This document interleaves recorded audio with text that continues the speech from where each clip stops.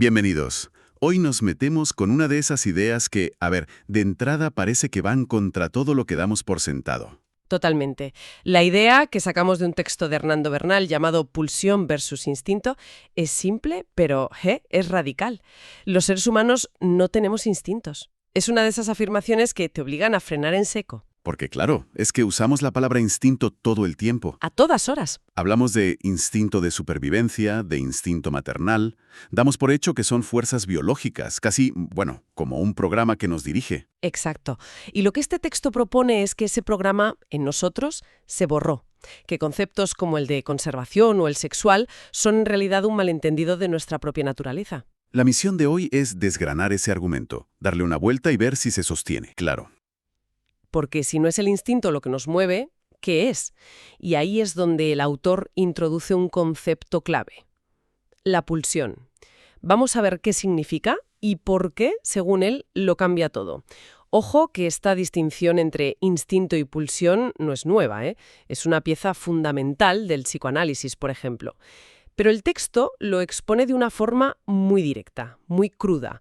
Nos invita a mirar comportamientos que vemos como naturales y a pensar, ¿y si en realidad son, puramente culturales? Pues vamos a ello.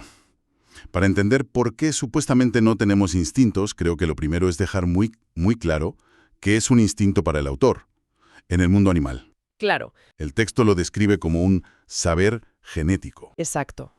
Un saber que no se aprende. Es como un software que viene preinstalado de serie en cada miembro de una especie.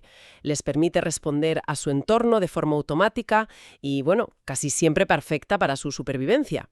No hay dudas, no hay elección.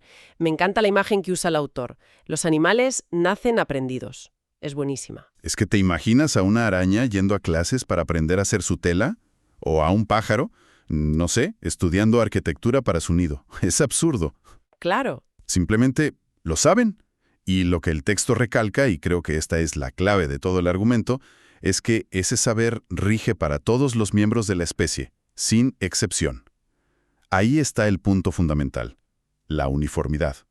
Un instinto es un patrón de comportamiento fijo, idéntico en todos los individuos.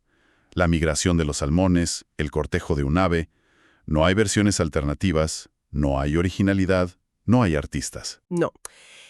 La finalidad biológica, sobrevivir y reproducirse, está, grabada a fuego y no admite desviaciones. Es pura biología en acción, resolviendo problemas complejísimos sin necesidad de maestros ni de cultura. Vale, entonces tenemos esa definición: un programa genético, automático, universal y sin excepciones para una especie. Entendido. Ahora viene el giro. Si eso es el instinto, ¿qué nos pasó a nosotros? ¿Se nos estropeó el software en algún punto? Bueno, según el autor, no es que se estropeara, es que lo sobreescribimos. Le instalamos encima otro sistema operativo. ¿Y cuál fue el detonante?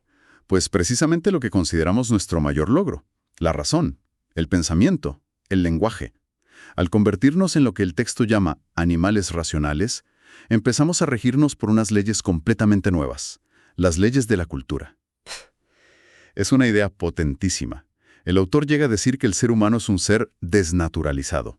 Sí. Es como si el lenguaje y el pensamiento hubieran creado una especie de muro entre nosotros y la naturaleza. Y claro, al otro lado de ese muro se quedaron los instintos. Exacto. Y las consecuencias de esa desnaturalización son enormes. Donde un animal tiene certezas instintivas, qué comer, cómo aparearse, cómo protegerse, el ser humano tiene un abanico de posibilidades y con ellas la duda. Claro. Tenemos preguntas, deseos, angustias y, muy importante, prohibiciones. Pero ¿no hay un punto intermedio? ¿No podríamos tener instintos, residuales, que la cultura luego moldea? ¿Tiene que ser una ruptura tan radical, un todo o nada? Es una pregunta lógica, sí, pero la perspectiva del texto es muy radical en esto. Sostiene que en el momento en que la respuesta deja de ser automática y universal, ya no podemos llamarla instinto. No en sentido estricto. Ya. Si puedes elegir un no seguir el impulso, o si el impulso se manifiesta de 100 formas distintas dentro de la misma especie, es que ya estamos hablando de otra cosa. Y es ahí donde encaja la cultura. Las leyes, la moral, la religión. Todo. Todo ese entramado existe, desde este punto de vista, para intentar poner orden en un ser que ha perdido esa guía interna. La cultura es el manual de instrucciones que hemos tenido que escribir porque el que venía de fábrica se nos quedó, digamos, obsoleto. Un manual que, por cierto, no para de recibir actualizaciones y que tiene versiones distintas según donde nazcas. Efectivamente. Vale, entonces, si el instinto desaparece del panorama humano, el texto dice que lo que queda es la pulsión. Has insistido en que no es lo mismo. ¿Cuál es la diferencia fundamental? La pulsión es, por así decirlo, la energía cruda del instinto, pero sin el GPS. Es la fuerza, el empuje, pero despojada de su programa genético. Sin las instrucciones. Eso es. La diferencia clave, la fundamental, es que un instinto animal tiene un objeto y una meta fijos, predeterminados. Por ejemplo, el instinto sexual de un león. Su objeto es una leona en celo, y su meta, el coito reproductor.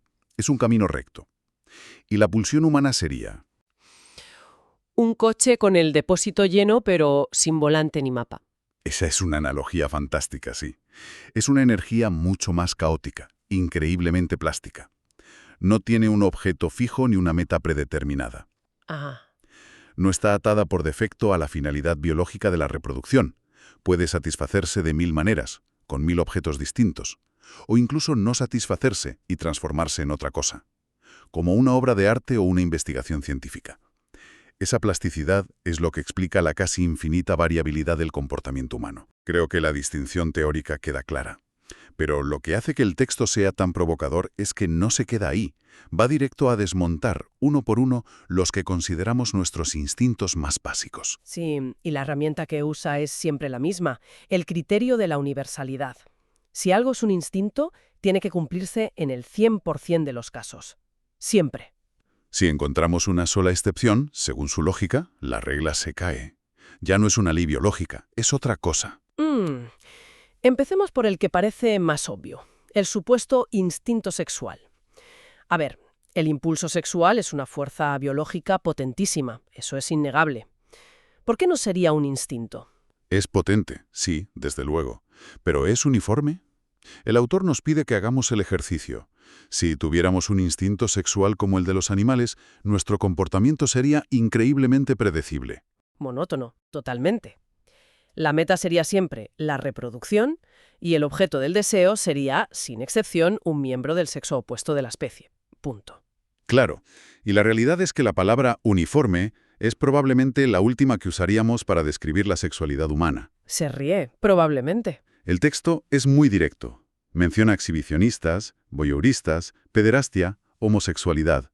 Y la lista de parafilias, orientaciones y prácticas es interminable. La sexualidad humana es, como dice el autor, extravagante. Esa extravagancia es la prueba central para él. Toda esa diversidad, que va mucho más allá de la reproducción, demuestra que no estamos regidos por un instinto, sino por una pulsión. Una pulsión que puede fijarse en cualquier objeto y satisfacerse de formas que desde un punto de vista puramente biológico... No tienen ningún sentido. Ninguno. Vale, entiendo el argumento con la sexualidad porque la diversidad es evidente, pero me cuesta mucho más aplicarlo al de conservación. ¿De verdad estamos diciendo que el impulso más básico, el de seguir vivo, no es un instinto? Eso sí que suena a ir contra la intuición. Totalmente. Es evidente que tenemos un apego a la vida muy fuerte. Pero la pregunta del autor es la misma. ¿Es ese apego un mandato rígido, automático e inviolable? Y su respuesta es un no rotundo.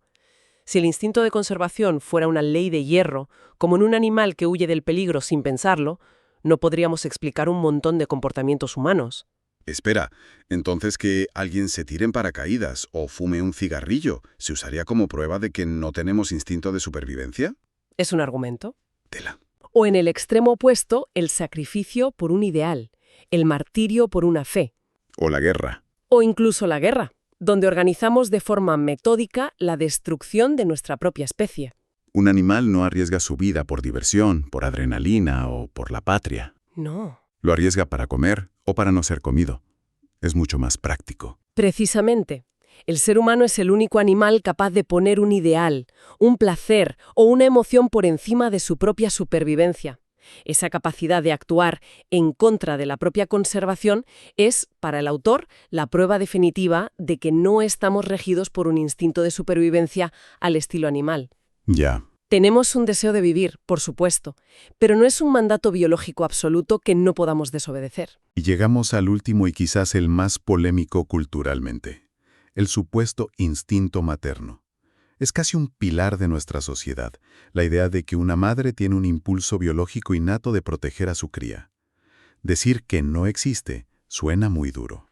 Suena duro porque choca con un ideal cultural muy poderoso, pero la lógica que aplica el autor es la misma, es implacable. Si el cuidado y la protección de las crías fuera un instinto, sería una ley natural. ¿Se cumpliría siempre? Siempre, en todas las madres, en todas las circunstancias, de forma automática. Y la realidad es que hay excepciones. El texto menciona el aborto, el abandono de hijos, madres que los dan en adopción. Incluso el maltrato. La mera existencia de estas conductas, por trágicas o minoritarias que sean, rompe el criterio de universalidad. Claro. Si una sola madre es capaz de actuar en contra de ese supuesto instinto, entonces no puede ser un instinto en el sentido biológico estricto que hemos definido. No es un programa infalible. Es que la idea del instinto materno se usa a menudo como un arma cultural. Si una mujer no lo siente automáticamente, o si decide no tener hijos, la sociedad a menudo la hace sentir que hay algo mal en ella. Claro. Esta perspectiva, aunque chocante, en cierto modo, puede ser hasta liberadora. Esa es una derivada muy interesante. Sugiere que lo que llamamos amor maternal es un sentimiento potentísimo, una construcción cultural y psicológica de un valor incalculable, pero no un automatismo biológico. Es algo que se construye. Exacto, no es algo que viene preinstalado. Y como toda construcción humana, puede ser maravillosa, pero también puede fallar. Vale, si juntamos todas las piezas, sin instinto sexual, sin instinto de conservación, sin instinto materno, lo que queda es un ser bastante desprotegido, ¿no? Casi a la deriva en un mar de posibilidades. Esa es la imagen. Un ser que no tiene un guión genético que le diga qué hacer. Y es aquí donde el autor cierra el círculo. Si no somos seres de instintos, ¿qué somos? Su respuesta es clara. Somos sujetos de la cultura. Claro. Nuestra conducta no está preprogramada, sino moldeada desde el minuto uno por el lenguaje que aprendemos, por las normas de nuestra familia, por los valores de nuestra sociedad. Entonces, la pulsión es esa energía en bruto, esa materia prima, y la cultura es el artesano, que la coge y le da forma. Es una analogía perfecta. La cultura canaliza esa pulsión, le dice que es deseable y que no, que está permitido y que está prohibido. Y cuando prohíbe algo, a menudo ofrece vías de escape, lo que se llama sublimación, transformar esa energía en arte, en ciencia, en deporte. Ya. Esto explica la asombrosa diversidad de comportamientos humanos a lo largo de la historia y entre diferentes sociedades. Hemos cambiado la certeza y la monotonía de la biología por la complejidad, la variabilidad y, a menudo, la contradicción de la cultura. Para mí, el gran momento de claridad de este análisis es que la próxima vez que oiga a alguien justificar algo diciendo «es que es el instinto humano», ya sea el instinto asesino o cualquier otro, mi reacción va a ser de escepticismo. Sí, porque según esta perspectiva, lo que nos define no es tener un piloto automático biológico, sino precisamente la ausencia de ese piloto. Y haberlo tenido que sustituir por algo mucho más complejo, inestable y, la verdad, fascinante. Esta cosa que llamamos cultura. Es un resumen perfecto del viaje que propone el texto, pero me deja pensando en una última cuestión, algo que el autor no explora, pero que se deriva de todo esto. Ah, sí. Él se centra mucho en lo que hemos perdido al abandonar el instinto. Perdimos la certeza, esa conexión directa con la naturaleza. Pero la pregunta inevitable es, ¿qué hemos ganado? ¿Te refieres a la libertad?